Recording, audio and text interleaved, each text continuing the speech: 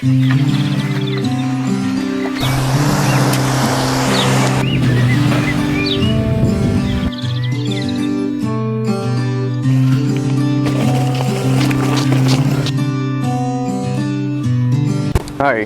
gue lagi honeymoon sendirian.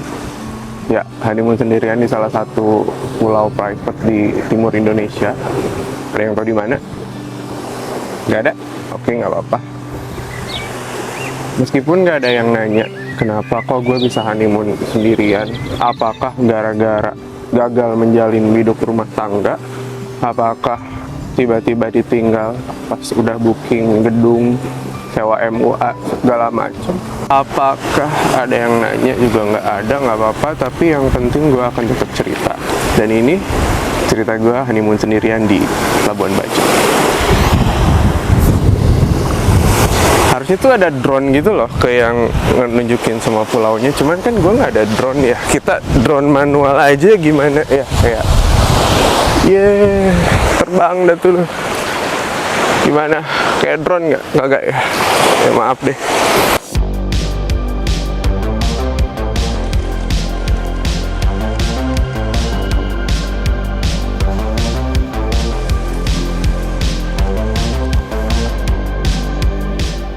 Ini pertama kalinya gue ke Labuan Bajo. Gue flight jam 9.35 dari Jakarta dan yes, gue solo traveling ke sana.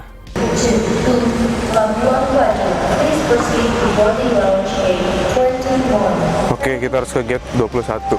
Jauh.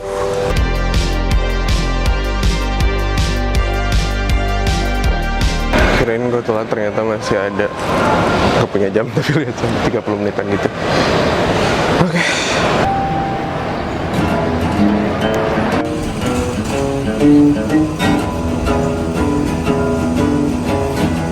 Labuan Bajo yang gue tahu kan biasanya tempat buat seru-seruan bareng temen, keluarga, pacar.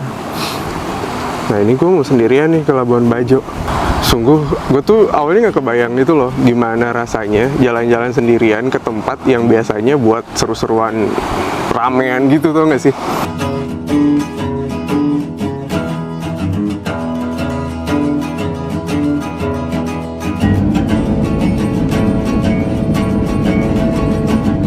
Tapi ya cowok strong, kuat, tangguh, pemberani kayak gue masa nggak bisa jalan-jalan sendirian?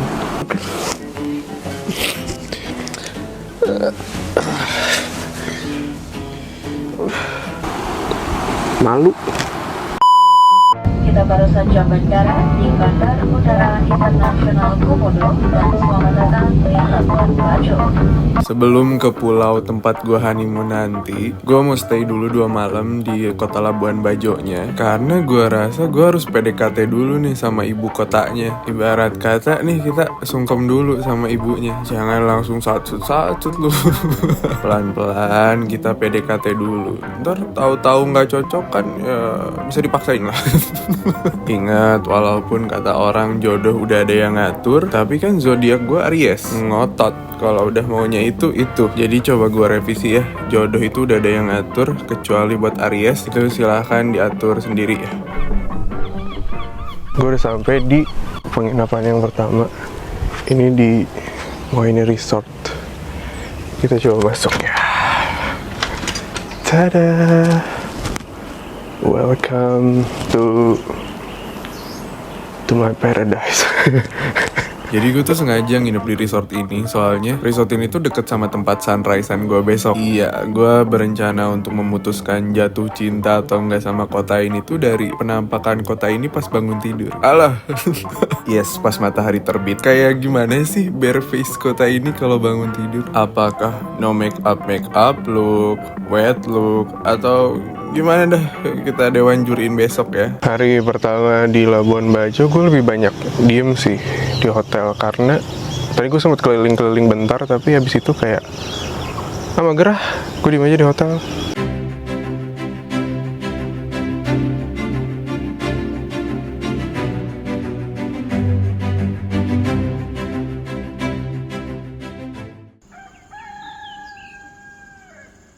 Ini gue bangun jam 5 pagi gitu. Soalnya gue mau nyari bukit yang cakep buat menikmati sunrise. Tempatnya nggak jauh dari hotel kok. Cuman gue nggak yakin dapet sunrise atau enggak. Soalnya kan cuaca di Labuan Bajo tuh lagi nggak jelas gitu loh. Ini sunset pertama gue di Labuan Bajo. Cuma 5 menit gitu dari hotel dan lo harus lihat tuh. Oh, ini bagus banget. Sebenarnya gue nggak terlalu yakin sih apakah ini the best sunset spot di sini atau bukan. Gue kayak random aja tadi jalan dari hotel terus nemu tempat ini, dan tempatnya sangat-sangat magical.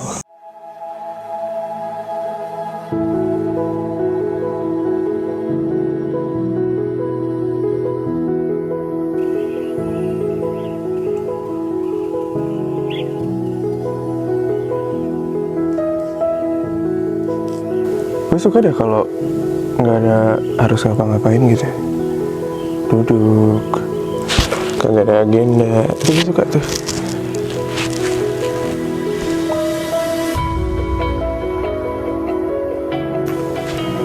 Ini ceritanya kayak lagi video klip gitu nggak sih, yang pura-pura nggak ngeliat kamera tapi matanya suka kadang-kadang ngelirik lensa gitu.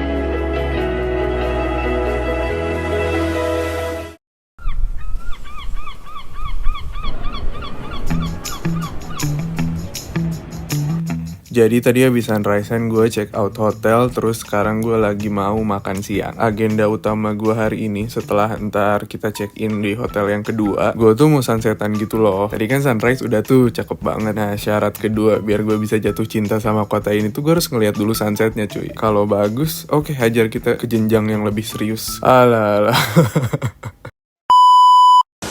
Oke, gue udah nyampe di hotel kedua. Ini di daerah Bajo, lebih kota. Kalau yang Mohin itu kan sebenarnya masih agak ke sana lagi, ke arah apa gitu. Gue juga nggak paham ya geografi daerah sini. Ini jadi kayak kasurnya satu buat sendiri. Ini kalau ada tamu di sini, meskipun bakal nggak ada juga. Terus ini kamar mandinya. Lihat. Asli gue suka banget showernya, lihat. Menurut kalian gordengnya gue tutup apa gue kayak show aja kalau kayak kalau lagi tidur gitu. Soalnya dari situ tuh kayak langsung kelihatan, kayak kalau ada tetangga lewat tuh kayak di SD, tau nggak yang jendelanya tuh distract banget. Makanya pelajaran SD gue rasa nggak ada yang nyangkut tuh gara-gara distract banget ruang kelasnya. Ini kan ceritanya gue honeymoon sendirian ya, jadi kasur segede gini gue tidur sendirian. Apakah aku merasa sedih? Nggak sih, karena gue bisa tidur kayak bintang laut gitu. Sepi banget, nggak ada temen.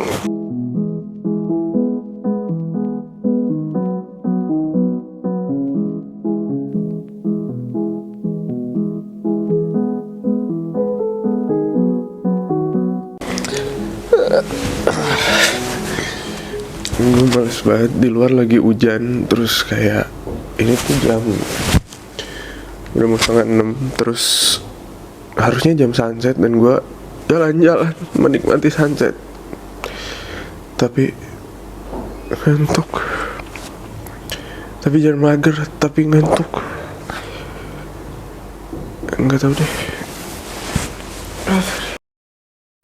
Setelah musyawarah dan mufakat dengan diri sendiri ya, akhirnya gue memutuskan untuk hadir di tempat sunset ini. Gue kesini karena berdasarkan review yang gue baca ya, tempat ini tuh termasuk sepi buat sunsetan. Sebagai solo traveler, aku suka tempat sepi. Entah kenapa ya, kalau lagi jalan-jalan sendiri gini, tempat sepi tuh kayak ngasih energi lebih banyak daripada tempat rame. Jadi gue suka banget sama tempat ini, meskipun sunset yang gue cari tuh nggak ada karena ini mendung abis hujan. Tapi tau nggak apa yang gue pikirin? Ini kota pas lagi hujan aja, kotanya cantik banget. Kebayang gak sih kalau lagi cerah bakal secantik apa? Jadi kalau dari sunsetnya approve nggak nih?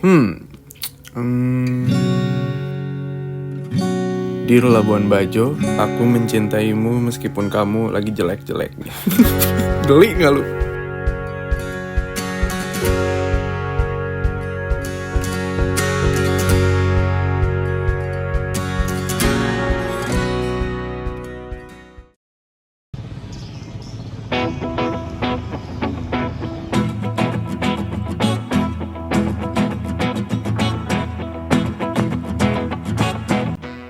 Selamat pagi, ini yang paling gue tunggu nih. Hari ini gue mau nyebrang ke private island. Di sini nih honeymoonnya, karena tahu nggak, biasanya pulau ini tuh jadi destinasi buat orang-orang honeymoon. Gue doang nih yang honeymoon sama diri sendiri. Ini gue nyebrang dari pelabuhan sekitar jam 10-an. Itu emang kayak udah ada jadwalnya dan udah termasuk dari rate yang gue bayar buat ke resort yang ada di pulau private ini.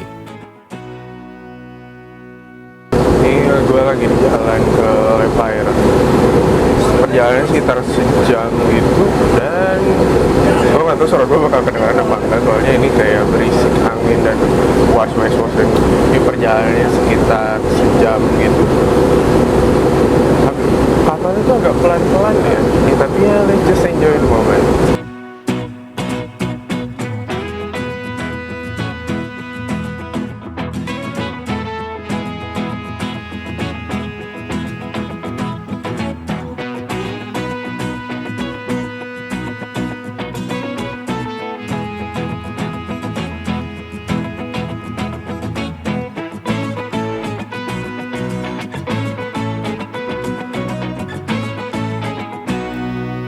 Iya, itu dia pulaunya, kita udah sampai. Tadi emang sempat hujan, jadi agak mendung-mendung dikit. Namun, percayalah ini pas cuacanya cerah nanti, pulau ini tuh bakal super cakep. Ntar gue kasih lihat ya.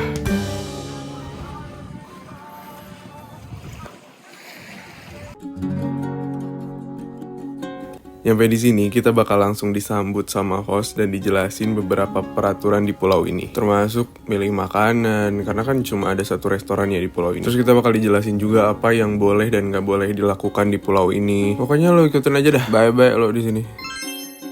Sambil nunggu check-in, gue mau cerita nih. Jadi, nama pulau ini tuh Lepire atau versi lokalnya Pulau Sebolon Besar. Pulaunya private gitu dan cuma ada resort ini doang nih di sini. Mereka punya 2 tipe kamar. Ada yang beach hut, itu kamarnya kecil dan kamar mandinya sharing. Sama ada yang tipe glamping, dia lebih gede dan ada yang langsung depan pantai, ada yang agak belakang. Nah, gue rencananya mau stay 2 malam di tipe glamping.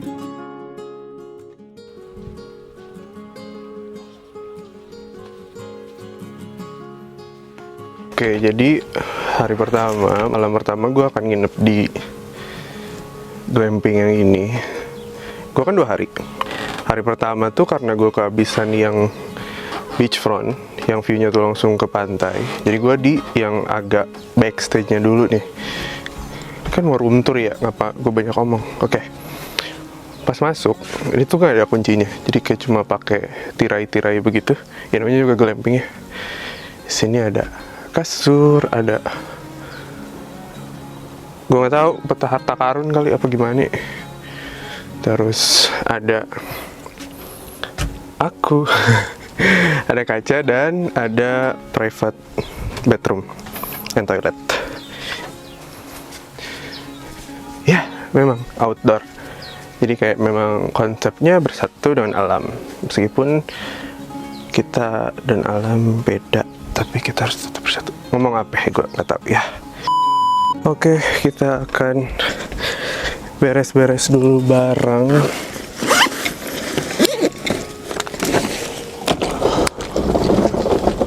Ini taruh ini kali ya.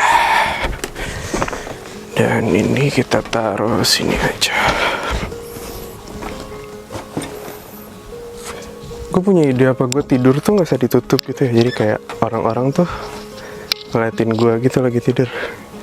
Kayak, wah, apa tuh? Tahu nggak, malam ini tuh malam yang sangat langka karena waktu itu pas banget lagi gerhana bulan total. Jadi nanti malam nih di pulau yang sedikit polusi cahaya ini, karena emang listriknya terbatas, semoga kita bisa ngelihat gerhana bulan total ya. Dan buat sekarang mending kita nyantai-nyantai dulu aja, menikmati momen-momen honeymoon sendirian di pulau ini. Alah.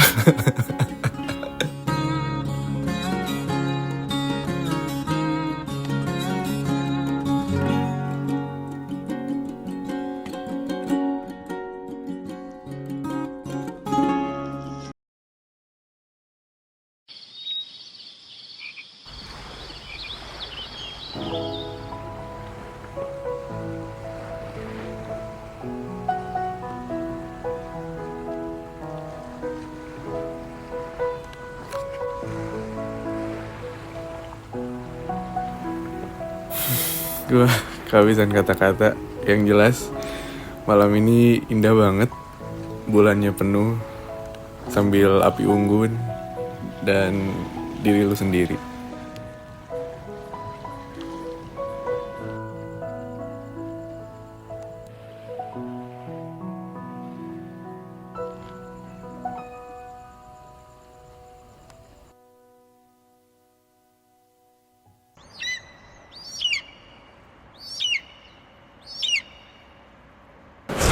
Selamat pagi. Aduh,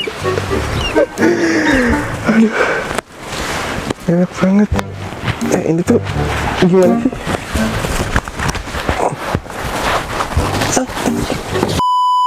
Hari ini gue nggak pengen ngapa-ngapain, gue pengen cuman duduk aja, paling sama baca buku.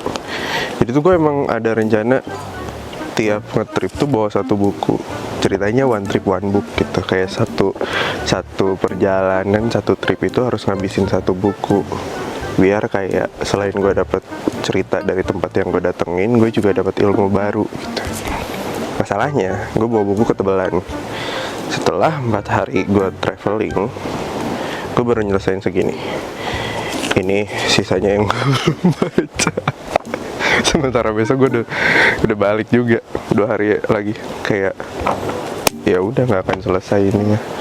Gue lebih banyak bengong ngeliatin laut aja gitu, karena udah paling sama tadi nih gue snorkeling. Ya meskipun dibanding snorkeling gue lebih kayak tenggelam ya. Rusuh banget. Gue nggak ngerti deh kenapa tuh si airnya tuh masuk sini mulu. Apa gue salah posisi pala, salah koreo apa gimana, gue juga nggak tahu. Yang jelas tiap kali gue masuk, pala gue masuk ke air tuh, ini airnya masuk juga. Kurang paham deh. Semenjak saat itu gue, passion gue emang bukan di snorkeling ya.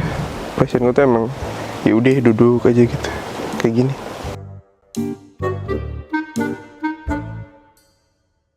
Pokoknya seharian itu gue lebih banyak gak ngapa-ngapainnya. Kayak cuma duduk, bengong, ngeliatin laut. Karena ya mau ngapain lagi, gue di sini mau bangun gapura desa juga nggak bisa. Tapi ya emang agak disengaja sih. Kayak ya udah seharian itu gue melakukan apapun yang gue pengen aja. Karena mungkin ya seringnya dalam hidup kita tuh kita melakukan sesuatu bukan karena bener-bener keinginan kita, tapi gara-gara kita di bawah kontrol orang lain. Jadi ketika gue punya waktu untuk kontrol penuh terhadap diri gue sendiri, gelontorkan apa yang lu mau.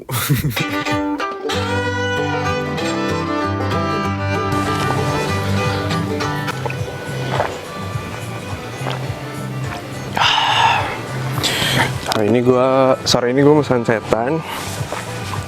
Langitnya lagi bagus banget.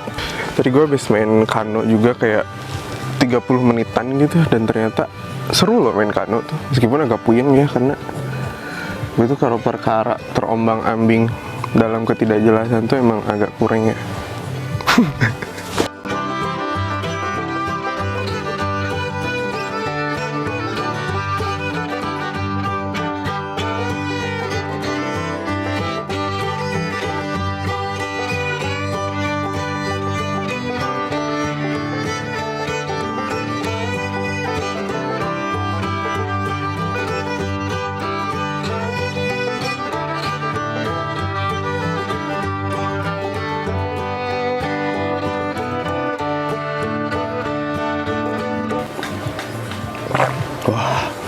Hari ini langitnya lagi bagus banget.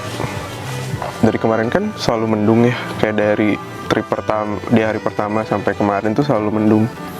Tapi tuh setiap ngetrip itu selalu percaya di hari terakhir tuh mesti ada keajaiban. Kita lihat ya, apakah sunsetnya bakal sebagus itu atau enggak. Karena kalau misalnya enggak, berarti gue nggak akan dapat sunset yang bagus sama sekali selama trip ini. Tapi kalau misalnya ada, itu bakal jadi sunset paling cantik harusnya selama trip ini. Let's see.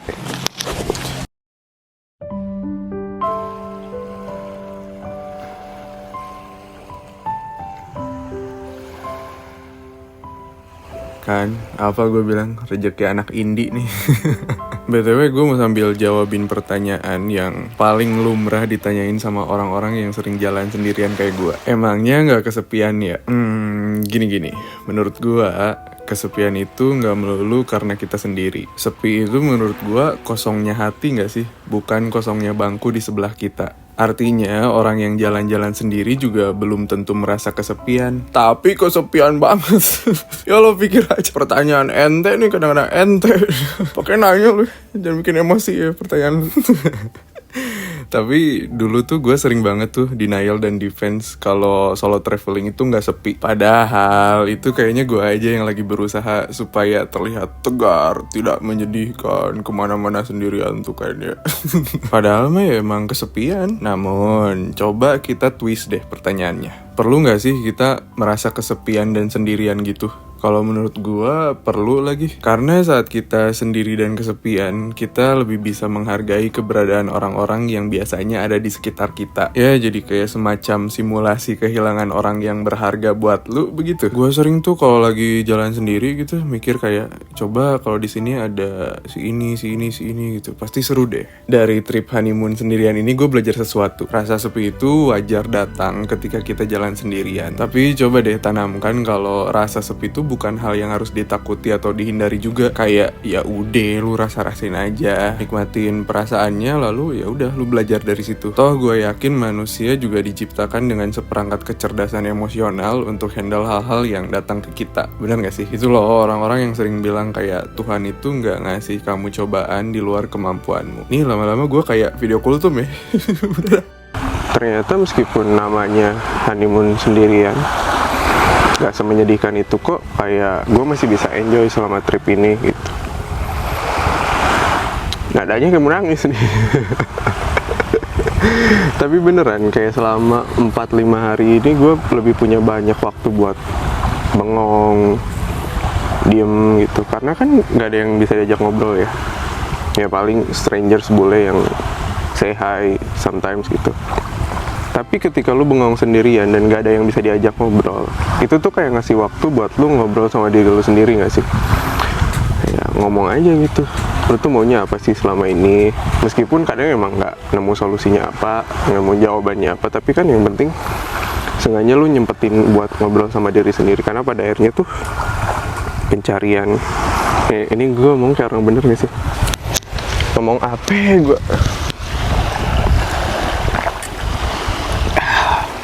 Enak banget lagi kelapanya. Malu diliatin.